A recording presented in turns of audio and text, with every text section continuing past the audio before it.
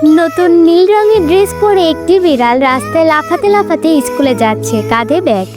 স্কুলের গেটে দাঁড়িয়ে বিস্মিত হয়ে বড় গেটের দিকে তাকিয়ে আছে। বিড়ালটি ক্লাসরুমে ঢুকে বই খুলে দেখছে, নতুন পেন্সিল দিয়ে খুব মনোযোগ দিয়ে লিখতে থাকছে। বিড়ালটি স্যারের প্রশ্নের উত্তর দিতে হাত তুলে হালকা হাসছে। টিফিন পিরিয়ডে বসে খাবার খাচ্ছে, পাশে তার বন্ধুরা বসে আছে। বিড়ালটি মাঠে বল নিয়ে দৌড়াচ্ছে, লাফালাফি করছে, কানে হালকা হাওয়া লাগছে।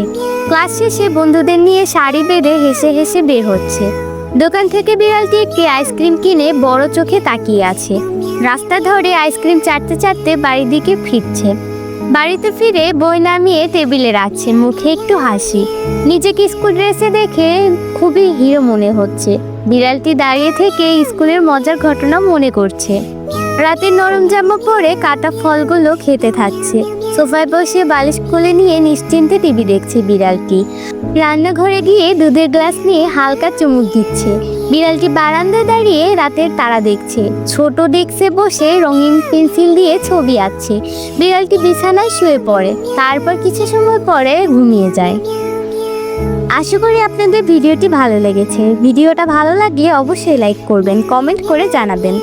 আর চ্যানেলে নতুন হলে এখনই চ্যানেলটা সাবস্ক্রাইব করবেন।